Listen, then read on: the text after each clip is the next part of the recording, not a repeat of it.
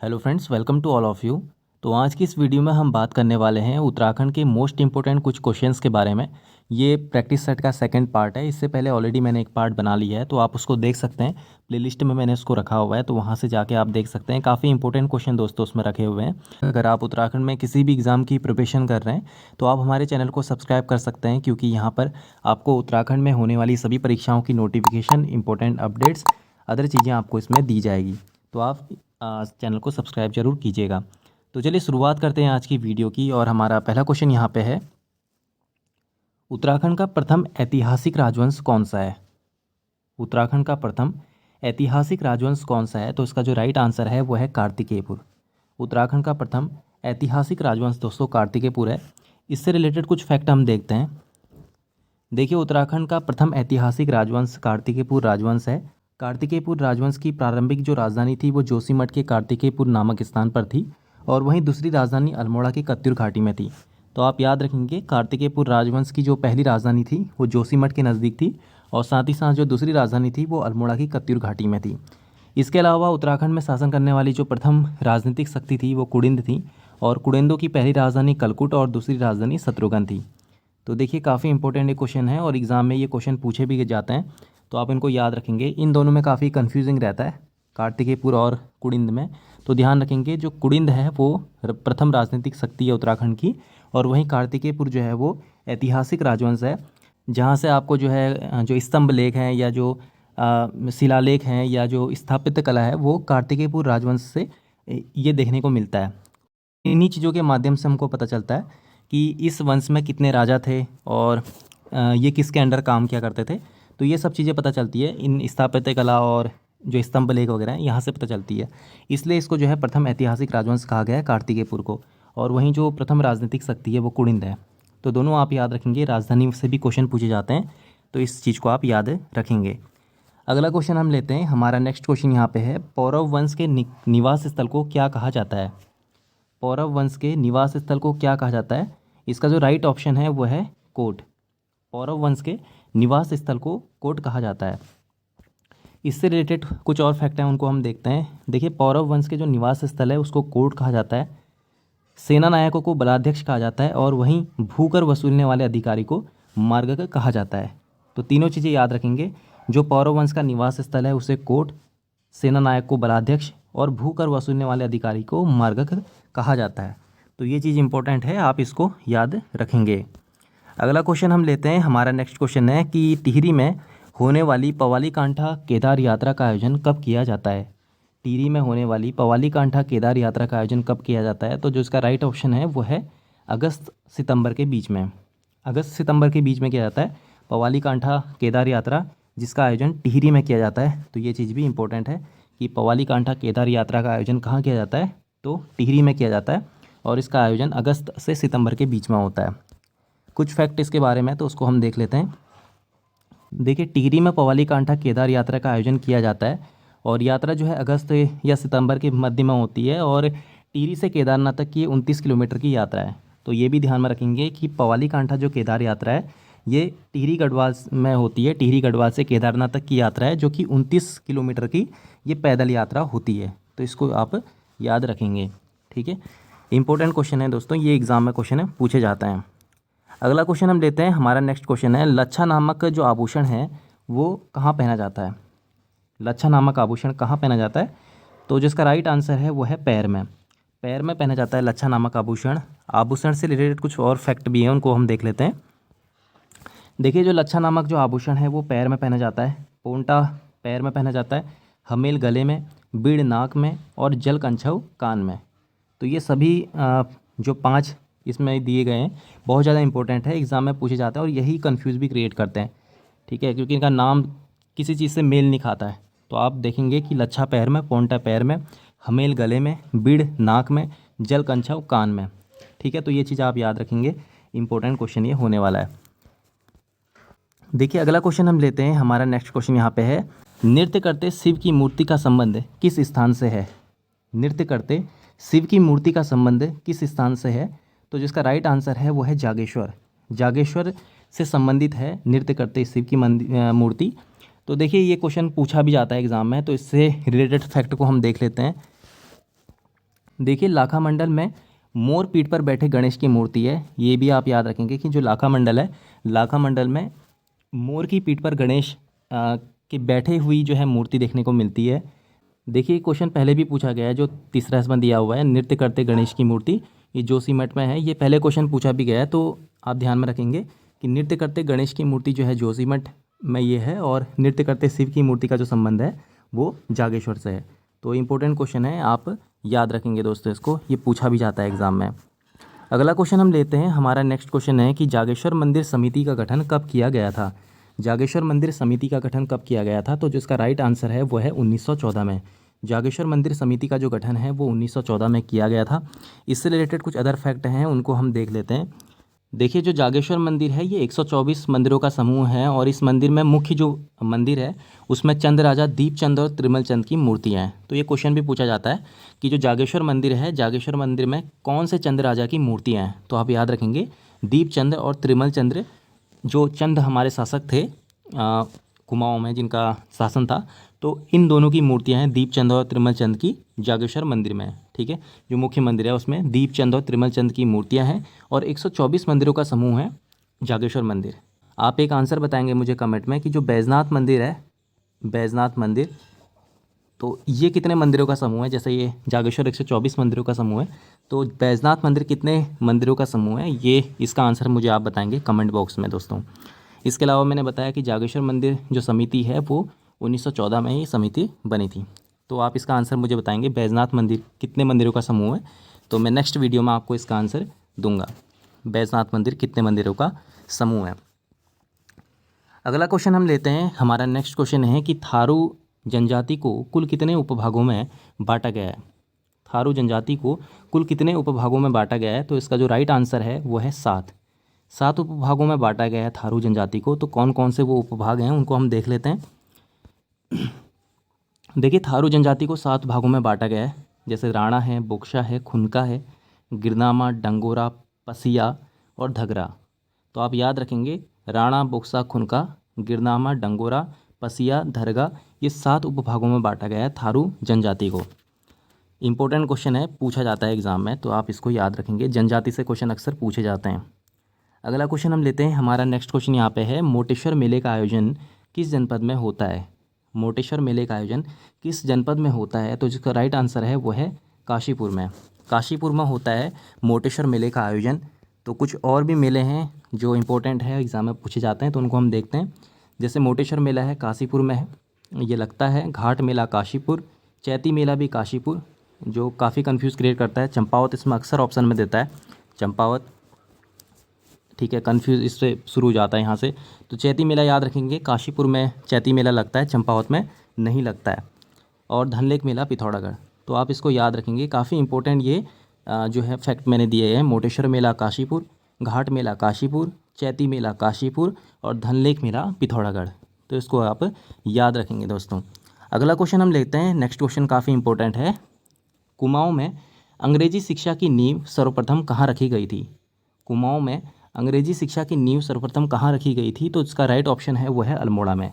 अल्मोड़ा में, कुमाऊँ में सबसे पहले अंग्रेजी जो शिक्षा है उसकी नींव रखी गई थी अल्मोड़ा में।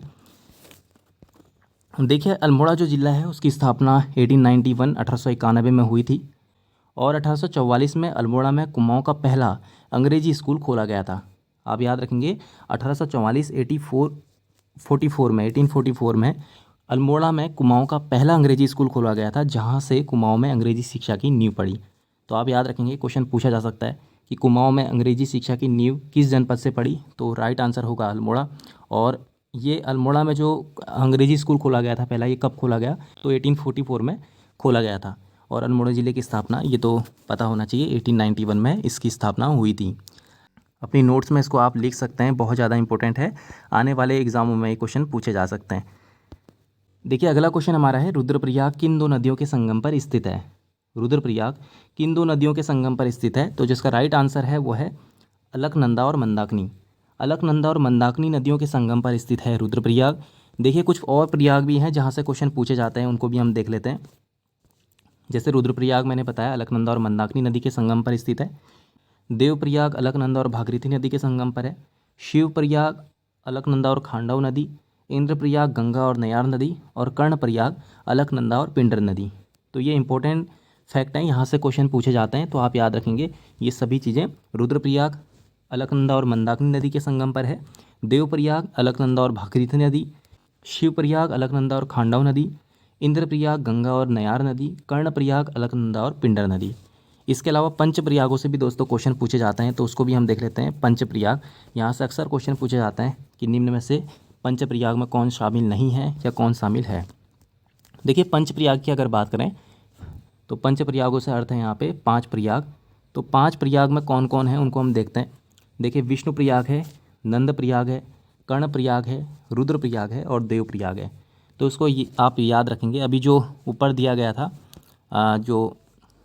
अभी जो ऊपर दिया हुआ था, देखिए इसमें कितने हैं, रुद्र प्रयाग है, देव प्रयाग है, कर्ण प्रयाग है। ये दोनों जो है पंच प्रयाग में शामिल नहीं है। तो कई बार क्वेश्चन पूछता है कि निम्न में से कौन पंच प्रयागों में शामिल नहीं है। ठीक है, यह क्वेश्चन पूछ लेता है निम्न में से कौन पंच प्रयागों में शामिल है। उसमें शिव प्रयाग ऑप्शन दे सकता है, इंद्र प्रयाग, ये सब चीज़ें हो सकती हैं। तो आप याद रखेंगे कि पंच प्रयाग में विष्णु प्रयाग, नंद प्रयाग, कर्ण प्रयाग, रुद्र प्रयाग और देव प्रयाग, ये जो है पंच प्रयागों में शामिल है। यहाँ से अक्सर क्वेश्चन पूछे जाते हैं पंच प्रयाग, पंच केदार, तो आप इनको याद रखेंगे, यहाँ से क्वेश्चन पूछे जाते हैं।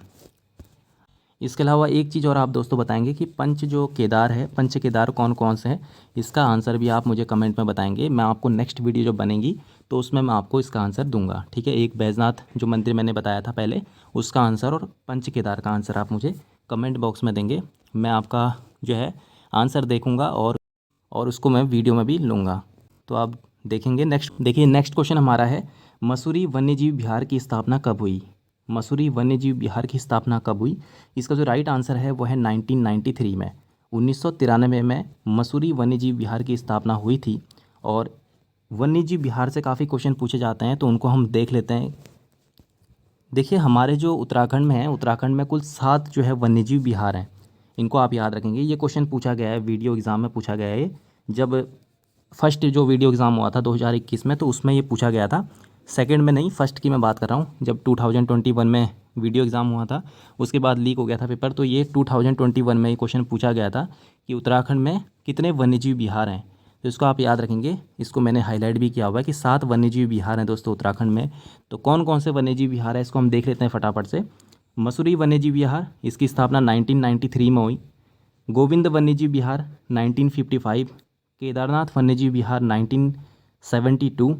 अस्कोट वन्यजीव विहार 1986। सोना नदी वन्यजीव विहार 1987। बिनसर वन्यजीव विहार 1988 और नंधौर वन्यजीव विहार 2012। तो आप याद रखेंगे दोस्तों, ये 7 वन्यजीव विहार है जो कि मोस्ट इंपॉर्टेंट है, आपको याद होने चाहिए। और उत्तराखंड में कुल 7 वन्यजीव विहार ही अभी जो है ये हैं, तो आप इसको याद रखेंगे। क्वेश्चन पूछा भी जाता है कि वन्यजीव विहार कितने हैं, ये सब चीज़ें आपको पता होनी चाहिए। बेसिक क्वेश्चन है, लेकिन हमेशा कुछ ना कुछ यहाँ से छूट जाता है, तो आप याद रखेंगे ये सातों के सातों। देखिए अगला क्वेश्चन हमारा है, देखिए इसमें पूछा जा रहा है कि निम्न संस्थाओं में उससे संबंधित व्यक्तियों का सही क्रम बताइए। यानी कि जो संस्थाएं हैं, इसमें हमको बताना है कि किस संस्था से कौन व्यक्ति जुड़ा हुआ है। तो पहला हमारा इसमें है लोक संस्कृति संग्रहालय, कुमाऊं राष्ट्रीय मोर्चा, स्थायी राजधानी चयन आयोग के अध्यक्ष और उत्तरांचल उत्थान परिषद। तो इसका आंसर बताना है। 4 ऑप्शन दिए गए हैं। तो देखिए इसमें हम देखते हैं, पहला है लोक संस्कृति संग्रहालय। तो लोक संस्कृति संग्रहालय की दोस्तों जो स्थापना की थी वो की थी यशोधर मठपाल ने। ठीक है, तो इसमें हम देखेंगे एक में जो है डी किसी में आ रहा है, तो 3 में डी है। देखिए दूसरा हमारा है कुमाऊं राष्ट्रीय मोर्चा। तो जो कुमाऊं राष्ट्रीय मोर्चा है उससे जुड़े हुए थे पीसी जोशी, तो यहाँ पे सी ऑप्शन भी हमको दोनों में दिख रहा है। इसके अलावा तीसरा हमारा है स्थायी राजधानी चयन आयोग के अध्यक्ष। तो स्थायी राजधानी चयन आयोग के अध्यक्ष थे वीरेंद्र दीक्षित। ठीक है, वीरेंद्र दीक्षित। और जो लास्ट हमारा ऑप्शन है उत्तरांचल उत्थान परिषद, तो इससे जो जुड़े हुए थे वो थे शोभन सिंह जीना। तो देखिए इसका जो राइट आंसर हो जाएगा वो है ऑप्शन नंबर सी। हमारा फर्स्ट का डी है, दूसरे का सी है, तीसरे का बी है जो आपका स्थायी राजधानी चयन आयोग के अध्यक्ष वीरेंद्र दीक्षित, और 4 का जो है ए है शोभन सिंह जीना। तो इसका राइट ऑप्शन ये हो जाएगा, हम इसको ध्यान में रखेंगे। देखिए यहाँ पे लिखा भी हुआ है। देखिए लोक संस्कृति संग्रहालय यशोधर मठपाल, कुमाऊं राष्ट्रीय मोर्चा पीसी जोशी, स्थायी राजधानी चयन आयोग के अध्यक्ष वीरेंद्र दीक्षित और उत्तरांचल उत्थान परिषद की जो स्थापना की थी शोभन सिंह जीना। तो हम इसको याद रखेंगे, इंपॉर्टेंट क्वेश्चन है, यहाँ से कुछ ना कुछ क्वेश्चन पूछा जा सकता है, तो आप इसको ध्यान में रखेंगे। देखिए अगला क्वेश्चन हमारा है, उत्तराखंड उपभोक्ता आयोग के प्रथम अध्यक्ष कौन थे? उत्तराखंड उपभोक्ता आयोग के प्रथम अध्यक्ष कौन थे? तो जिसका राइट आंसर है वो है के.डी. शाही। के.डी. शाही उत्तराखंड उपभोक्ता आयोग के पहले अध्यक्ष थे। अगला क्वेश्चन हम लेते हैं, हमारा नेक्स्ट क्वेश्चन है, उत्तराखंड की प्रथम महिला देवभूमि द्रोणाचार्य पुरस्कार प्राप्तकर्ता कौन थी? उत्तराखंड की पहली महिला देवभूमि द्रोणाचार्य, यहाँ पे देवभूमि पूछा गया, देवभूमि द्रोणाचार्य पुरस्कार प्राप्तकर्ता कौन थी? तो जिसका राइट आंसर है वो है रेणु कोहली। रेणु कोहली उत्तराखंड की पहली महिला थी जिन्हें देवभूमि द्रोणाचार्य पुरस्कार से सम्मानित किया गया था। वहीं अगर हंसा मनराल की बात करें तो हंसा मनराल उत्तराखंड की पहली महिला थी जिन्हें द्रोणाचार्य पुरस्कार दिया गया। तो दोनों में अंतर है, द्रोणाचार्य पुरस्कार से सम्मानित जो महिला है वो हंसा मनराल है, जो कई बार एग्जाम में क्वेश्चन पूछा गया है, और वहीं प्रथम महिला देवभूमि द्रोणाचार्य से सम्मानित जो है वो रेणु कोहली है। तो आप इसको ध्यान में रखेंगे, कन्फ्यूज़ क्रिएट करता है ये दोनों चीज़ें। अगला क्वेश्चन हमारा है, चंद्र सिंह गढ़वाली पर डाक टिकट कब जारी हुआ था? चंद्र सिंह गढ़वाली पर डाक टिकट कब जारी हुआ था? तो जिसका राइट आंसर है वो है 1994।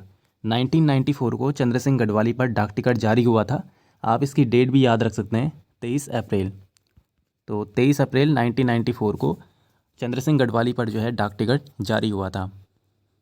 अगला क्वेश्चन हम लेते हैं, हमारा अगला क्वेश्चन है यहाँ पे है, महात्मा गांधी ने किसे ईसाई समाज का उत्कृष्टतम पुरुष कहा था? महात्मा गांधी ने किसे ईसाई समाज का उत्कृष्टतम पुरुष कहा था? तो जिसका राइट आंसर है वो है विक्टर मोहन जोशी। विक्टर मोहन जोशी को महात्मा गांधी ने ईसाई समाज का उत्कृष्टतम पुरुष कहा था। अगला क्वेश्चन हमारा है, टिहरी प्रजामंडल की स्थापना कहाँ हुई? टिहरी प्रजामंडल की स्थापना कहाँ हुई? तो जिसका राइट आंसर है वो है देहरादून। देहरादून में टिहरी प्रजामंडल की स्थापना हुई थी, जो कि 23 जनवरी को इसका आयोजन किया गया था। 23 जनवरी को इसका आयोजन किया गया था 1939 में। तो आप याद रखेंगे, इंपॉर्टेंट क्वेश्चन है। तो ये क्वेश्चन तो काफ़ी बार पूछा गया है, आपने प्रीवियस ईयर क्वेश्चन पेपर में देखे होंगे, तो आप ध्यान में रखेंगे। टिहरी प्रजामंडल की स्थापना देहरादून में हुई थी, टिहरी में नहीं हुई थी, तो इसको भी आप ध्यान में रखेंगे। अगला क्वेश्चन हम लेते हैं, हमारा नेक्स्ट क्वेश्चन है कि पंडित गोविंद बल्लभ पंत को हिमालय पुत्र किसने कहा था? पंडित गोविंद बल्लभ पंत को हिमालय पुत्र किसने कहा था? तो जिसका राइट आंसर है वो है जवाहरलाल नेहरू। जवाहरलाल नेहरू ने पंडित गोविंद बल्लभ पंत को हिमालय पुत्र सर्वप्रथम कहा था। तो आप ध्यान में रखेंगे, ये इंपॉर्टेंट क्वेश्चन है। नेक्स्ट क्वेश्चन हमारा है, उत्तराखंड के प्रथम जो स्वतंत्रता सेनानी थे कालू मेहरा, इनके पिता का नाम क्या था? उत्तराखंड के प्रथम स्वतंत्रता सेनानी कालू मेहरा के पिता का नाम क्या था? तो जिसका राइट आंसर है वो है रतिभान सिंह।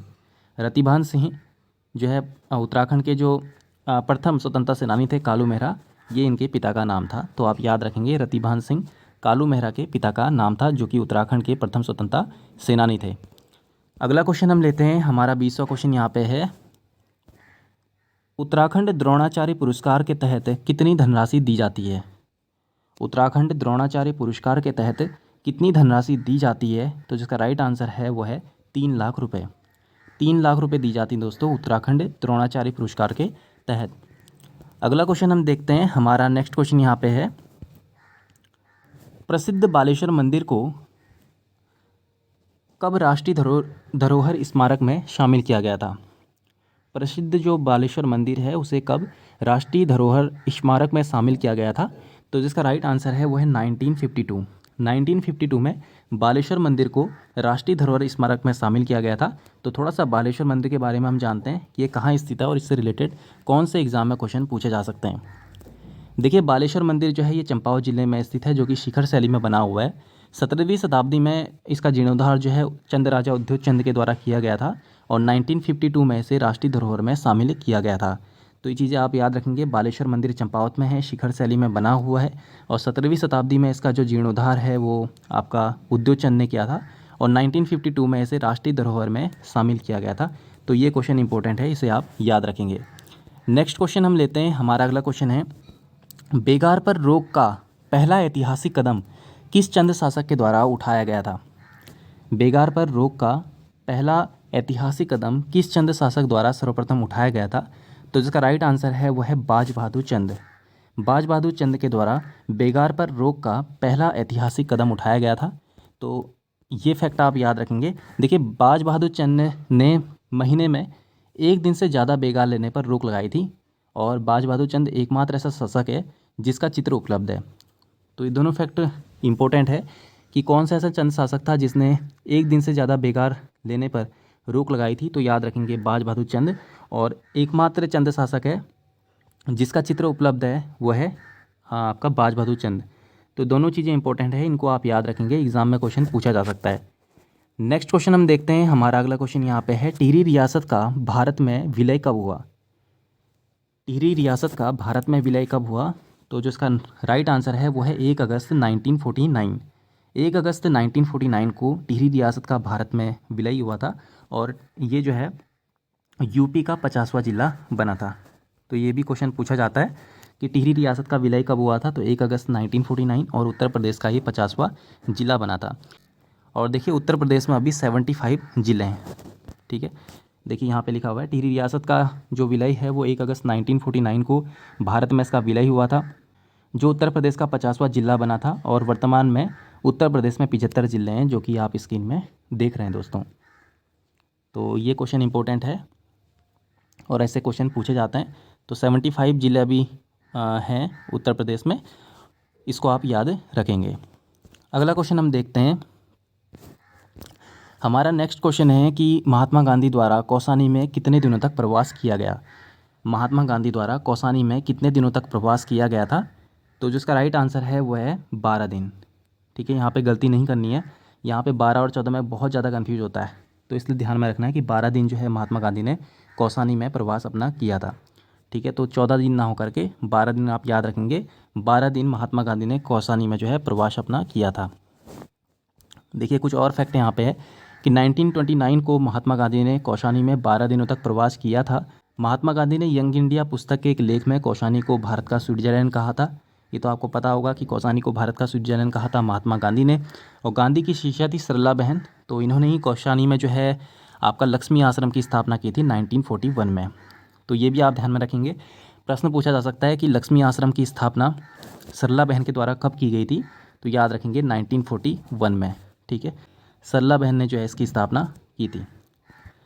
अगला क्वेश्चन हम लेते हैं। हमारा नेक्स्ट क्वेश्चन है कि किस पुस्तक में प्रसिद्ध उत्तरायणी मेले का जिक्र मिलता है? ऐसी कौन सी पुस्तक है जिसमें प्रसिद्ध जो उत्तरायणी मेला होता है बागेश्वर ज़िले में, तो उसका जिक्र मिलता है? ऐसी कौन सी पुस्तक है? तो इसका जो राइट आंसर है वह है होली हिमालय। होली हिमालय में दोस्तों उत्तरायणी मेले का जिक्र होता है, जो कि बागेश्वर में लगता है मेला। 14 जनवरी से मेला लगना शुरू होता है और होली हिमालय में इसका वर्णन मिलता है, जिसके जो लेखक थे वो शेरमन ओखले थे। 1905 में पुस्तक जो है ये आई थी दोस्तों। इसके अलावा अगर बात करें आर्यों का निवास स्थल मध्य हिमालय, तो ये पुस्तक है आपका भजन सिंह की। और ये क्वेश्चन भी इंपॉर्टेंट रहता है। भजन सिंह की पुस्तक है दोस्तों आर्यों का निवास स्थल मध्य हिमालय। जहाज का पंछी है इलाचंद्र जोशी की। और अनुभव के आकाश में चाँद जो है ये लीलाधर जगुड़ी की रचना है। तो आप इसको याद रखेंगे। नेक्स्ट क्वेश्चन हमारा है, गढ़वाली में धान को क्या कहा जाता है? गढ़वाली में धान को क्या कहा जाता है? तो जिसका राइट आंसर है वो है सट्टी। सट्टी कहा जाता है गढ़वाली में धान को। इसके अलावा लया की अगर बात करें तो लया जो है ये सरसों को कहा जाता है। ठीक है, और गढ़वाली में सरसों को कहते हैं लया। कलों की अगर बात करें तो कलो कहा जाता है दोस्तों मटर को। तो आप याद रखेंगे गढ़वाली में सरसों को कहा जाता है लया, कलो कहा जाता है मटर को, और सट्टी कहा जाता है धान को। और बात करें अगर जवाड़ा की तो ये कहा जाता है जौ को। तो आप याद रखेंगे, ऐसे क्वेश्चन भी एग्जाम में पूछे जाते हैं। अभी यही क्वेश्चन एक सेम फॉरेस्ट गार्ड में पूछा गया था, जो कि मडवे को लेकर के था कि मडवे को गढ़वाली में क्या कहा जाता है। तो ये भाषा आधारित क्वेश्चन भी पूछे जाते हैं, तो आप इनको याद रखेंगे।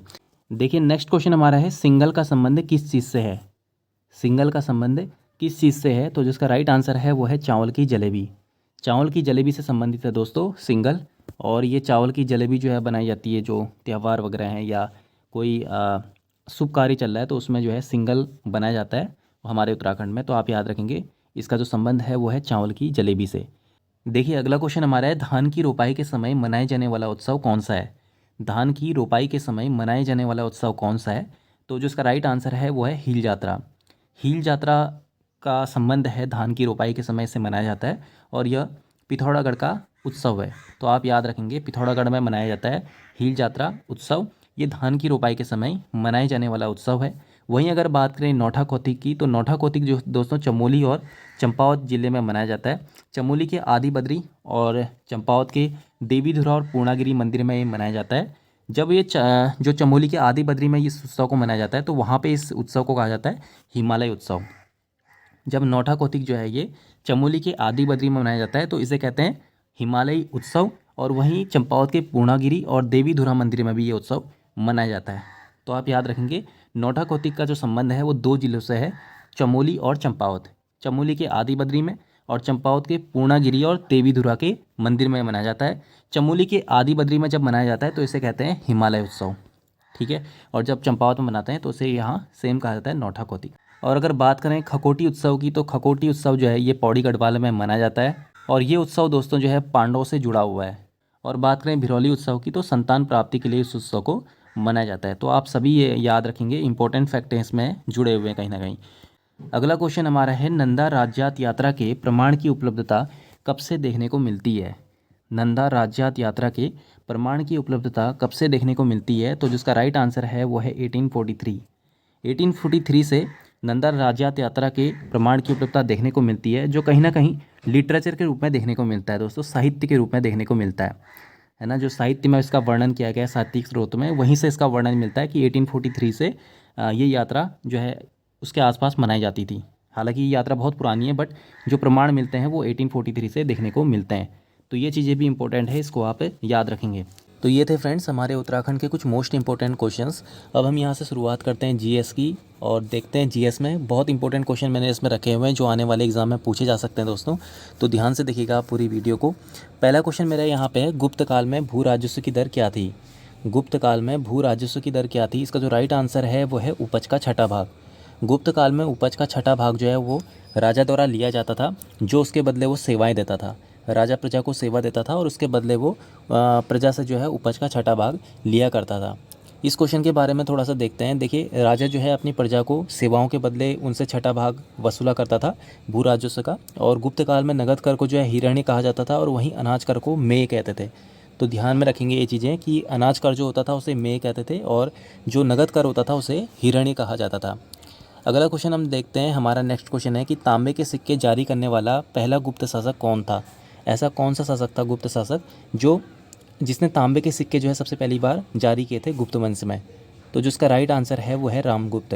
रामगुप्त गुप्त वंश का पहला शासक था जिसने तांबे के सिक्के जारी किए थे। अगला क्वेश्चन हम देखते हैं, नेक्स्ट क्वेश्चन हमारा है, ग्रीक या यूनानी लेखकों ने किसे अग्रमिज या जेंड्रमिज कहा है। ग्रीक या यूनानी लेखकों ने किसे अग्रमिज या जेंड्रमिज कहा है, इसका जो राइट आंसर है वो है घनानंद।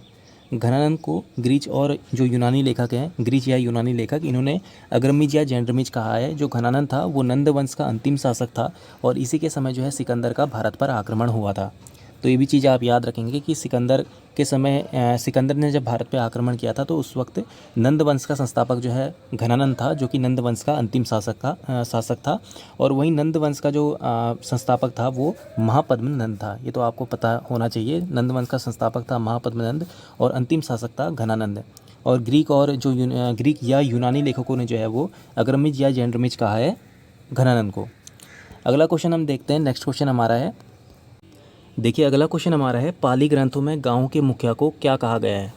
पाली ग्रंथों में गांव के मुखिया को क्या कहा गया है, इसका जो राइट आंसर है वो है भोजक। पाली ग्रंथों में गांव के मुखिया को कहा गया है भोजक। अगला क्वेश्चन हम लेते हैं, नेक्स्ट क्वेश्चन हमारा है, किसके द्वारा महिलाओं के लिए वामा बोधनी पत्रिका निकाली गई। कौन व्यक्ति थे जिन्होंने महिलाओं के लिए वामा बोधनी पत्रिका निकाली थी, इसका जो राइट आंसर है वो है केशव चंद्र सेन। केशव चंद्र सेन के द्वारा महिलाओं के लिए वामा बोधनी पत्रिका निकाली गई थी। ये क्वेश्चन काफ़ी इंपॉर्टेंट है। ये आधुनिक भारत में जब धार्मिक आंदोलन हुए हैं तो उस दौरान जो है ये वामा बोधनी पत्रिका निकाली गई थी केशव चंद्र सेन के द्वारा। तो आप याद रखेंगे, इंपॉर्टेंट क्वेश्चन है, आने वाले एग्जाम में ये जो क्वेश्चन है वो पूछा जा सकता है। तो वामा बोधनी पत्रिका का जो संबंध है वो है केशव चंद्र सेन से। केशव चंद्र सेन ने महिलाओं के लिए वामा बोधनी पत्रिका निकाली थी। देखिए अगला क्वेश्चन हमारा है, वेदों में संपूर्ण सच्चाई निहित है। वेदों में संपूर्ण सच्चाई निहित है, ये किसकी व्याख्या है। तो इसका जो राइट आंसर है वो है दयानंद सरस्वती। स्वामी दयानंद सरस्वती का कथन था कि वेदों में संपूर्ण सच्चाई निहित है। अगला क्वेश्चन हम देखते हैं, हमारा नेक्स्ट क्वेश्चन यहाँ पे है, अलीगढ़ मुस्लिम विश्वविद्यालय की स्थापना किसने की थी। अलीगढ़ मुस्लिम विश्वविद्यालय की स्थापना किसने की थी, इसका जो राइट आंसर है वो है सैयद अहमद खां। सैयद अहमद खां के द्वारा अलीगढ़ में मुस्लिम विश्वविद्यालय की स्थापना की गई थी। देखिए, जब सैयद अहमद खान ने अलीगढ़ में मुस्लिम विश्वविद्यालय की स्थापना की थी तो 1875 में इसकी स्थापना की गई थी और इसका नाम उस वक्त मोहम्मद एग्लो ओरिएंटल कॉलेज के नाम से इसको स्थापित किया गया था। 1875 में जब स्थापना की गई थी सैयद अहमद खान के द्वारा अलीगढ़ मुस्लिम यूनिवर्सिटी की, तो इसका नाम जो है मोहम्मद एंग्लो ओरिएंटल कॉलेज रखा गया था। लेकिन बाद में 1920 में इसका नाम वर्तमान नाम रख दिया, यानी कि अलीगढ़ मुस्लिम जो विश्वविद्यालय नाम है वो 1920 में रखा गया था। लेकिन जब स्थापना हुई थी तब इसका नाम मोहम्मद एग्लो ओरिएंटल कॉलेज था। 1875 में इसकी स्थापना की गई थी सैयद अहमद खां के द्वारा। देखिए, अगला क्वेश्चन है, आधुनिक भारत का जनक किसे कहा जाता है? आधुनिक भारत का जनक किसे कहा जाता है? इसका जो राइट आंसर है वो है राजा राम मोहन राय। राजा राम मोहन राय को आधुनिक भारत का जनक कहा जाता है। देखिए, जो राजा राम मोहन राय है इनको राजा की उपाधि अकबर द्वितीय के द्वारा दी गई थी। अकबर द्वितीय के द्वारा दी गई थी राजा राम मोहन राय को राजा की उपाधि। और राजा राम मोहन राय को बंगाल में धार्मिक आंदोलनों का प्रवर्तक कहा जाता है। तो ये भी आप याद रखेंगे कि राजा राम मोहन राय को राजा की उपाधि अकबर द्वितीय के द्वारा दी गई थी और बंगाल में धार्मिक आंदोलन का जो प्रवर्तक है वो राजा राम मोहन राय को कहा जाता है। साथ ही साथ आधुनिक भारत का जो जनक है वो भी राजा राम मोहन राय को कहा जाता है। देखिए, अगला क्वेश्चन यहाँ पे है, भारतीय संविधान की उद्देशिका में कौन सा शब्द निहित नहीं है? भारतीय संविधान की उद्देशिका यानी कि प्रस्तावना में कौन सा शब्द निहित नहीं है? तो जो इसका राइट आंसर हो जाएगा वो है लोक कल्याण। लोक कल्याण जो है भारतीय संविधान की जो उद्देशिका है या जिसे प्रस्तावना भी कहते हैं, तो उसमें जो है लोक कल्याण शब्द का उल्लेख नहीं है। समाजवादी, पंथनिरपेक्ष और प्रभुत्व संपन्न जो है ये इसका उल्लेख किया गया है, लेकिन लोक कल्याण का उल्लेख नहीं किया गया है। तो इस तरीके का क्वेश्चन पूछा भी गया था पहले जब सचिवालय जो सुरक्षाकर्मी की जो भर्ती हुई थी उसमें इस तरीके का क्वेश्चन भी पूछा गया था। अगला क्वेश्चन हम देखते हैं। नेक्स्ट क्वेश्चन है, शोषण के विरुद्ध अधिकार वर्णित है। शोषण के विरुद्ध अधिकार वर्णित है, तो जिसका राइट आंसर है वो है अनुच्छेद 23 और 24। अनुच्छेद 23 और 24 का जो संबंध है वो शोषण के विरुद्ध अधिकार है। देखिए, अगर बात करें अनुच्छेद 23 की, तो यहाँ पे मानव दुर्व्यवहार, बेगार और सभी प्रकार के बाल श्रम पर रोक है, जबकि अनुच्छेद 24 में 14 साल से कम उम्र के बच्चों को कारखानों में श्रम पर रोक है। तो दोनों याद रख सकते हैं कि जो 23 अनुच्छेद है वो मानव दुर्व्यवहार, बेगार और सभी प्रकार के बाल श्रम पर जो है रोक लगाता है, और अनुच्छेद 24 जो है वो 14 साल से जो कम उम्र के बच्चे हैं उनको कारखानों पर श्रम करने से रोक लगाता है। तो ये भी इंपॉर्टेंट क्वेश्चन है और सिलेबस का पार्ट भी है, तो आप याद रखेंगे अनुच्छेद जो 23 और 24 है ये शोषण के विरुद्ध अधिकार का जो है वर्णन करता है। देखिए, अगला क्वेश्चन है, निम्न में से कौन प्रारूप समिति का सदस्य नहीं था? निम्न में से कौन प्रारूप समिति का सदस्य नहीं था? तो जिसका राइट आंसर है वो है जवाहरलाल नेहरू। जवाहरलाल नेहरू जो है वो प्रारूप समिति के सदस्य नहीं थे। प्रारूप समिति में कुल 7 सदस्य थे, तो 7 सदस्य कौन कौन से थे इनको हम देख लेते हैं। देखिए, जो प्रारूप समिति थी इसके अध्यक्ष थे डॉक्टर भीमराव अंबेडकर, और बाकी ये 6 सदस्य भीमराव अंबेडकर प्लस 6 को जोड़ के ये 7 प्लस जो है ये 7 सदस्य जो हैं वो प्रारूप समिति में थे, जिसमें अल्लादी कृष्णा स्वामी अय्यर हैं, माधव राव हैं, के एम मुंशी हैं, गोपाल स्वामी हैं, टी कृष्णमाचारी है और सैयद मोहम्मद जो है ये इनके साथ जो है अंबेडकर जो है इसके अध्यक्ष थे। तो 6 सदस्य प्लस 1 अध्यक्ष, तो 7 जो टोटल प्रारूप समिति में जो है सदस्य थे। अगला क्वेश्चन हम देखते हैं। नेक्स्ट क्वेश्चन हमारा है, किस समिति ने जोत पर कर लगाने की संस्तुति की थी? कौन सी ऐसी समिति थी जिसने कृषि जोत पर कर लगाने की संस्तुति की थी? तो जिसका राइट आंसर है वो है राज समिति। राज समिति ने कृषि जोत पर कर लगाने की संस्तुति की थी। देखिए, 1970 में एन राज समिति ने और 1990 में राज चलैयन समिति ने कृषि पर टैक्स लगाने की जो है ये का सुझाव दिया था, लेकिन इस जो प्रस्ताव था इसको मौजूदा सरकार ने अस्वीकार कर दिया था। लेकिन ये क्वेश्चन इम्पोर्टेंट है कि किस समिति में कृषि जोत पर कर लगाने की संस्तुति की गई थी? तो राज समिति इसका राइट आंसर है। राज समिति ने कृषि जोत पर कर लगाने की संस्तुति की थी। अगला क्वेश्चन देखते हैं। नेक्स्ट क्वेश्चन हमारा है, भारतीय राज्य जहां सर्वाधिक हवाई अड्डे हैं। भारतीय राज्य जहां सर्वाधिक हवाई अड्डे हैं, इसका जो राइट आंसर है वो है गुजरात। गुजरात में सर्वाधिक हवाई अड्डे हैं। अगला क्वेश्चन देखते हैं। नेक्स्ट क्वेश्चन है, भारत का पहला स्वदेशी डिजाइन और विकसित यात्री विमान कौन सा है? भारत का पहला स्वदेशी डिजाइन और विकसित यात्री विमान कौन सा है? इसका जो राइट आंसर है वो है सारस। सारस जो है भारत का पहला स्वदेशी डिजाइन और विकसित यात्री विमान है। तो याद रखेंगे सारस जो है भारत का पहला स्वदेशी यानी कि हमारे भारत देश में ही बना हुआ है और विकसित जो है यात्री विमान है। इसमें यात्री जो है वो यात्रा कर सकते हैं। पहला है सारस। देखिए अगला क्वेश्चन है, भारत में बड़े बंदरगाहों की संख्या कितनी है? भारत में बड़े बंदरगाहों की संख्या कितनी है? तो जिसका राइट आंसर है वो है 13। भारत में जो बड़े बंदरगाह हैं वो 13 हैं, जबकि जो छोटे बंदरगाह हैं वो 200 हैं। तो 200 छोटे बंदरगाह और बड़े जो हैं वो 13 बंदरगाह हैं भारत में। देखिए 13 बड़े बंदरगाह और 200 छोटे बंदरगाह हैं आपका भारत में। ठीक है, देखिए अगला क्वेश्चन है, एशिया का सबसे बड़ा जलप्रपात हुंडरू कहाँ स्थित है? एशिया का सबसे बड़ा जलप्रपात हुंडरू कहाँ स्थित है? इसका जो राइट आंसर है वो है रांची।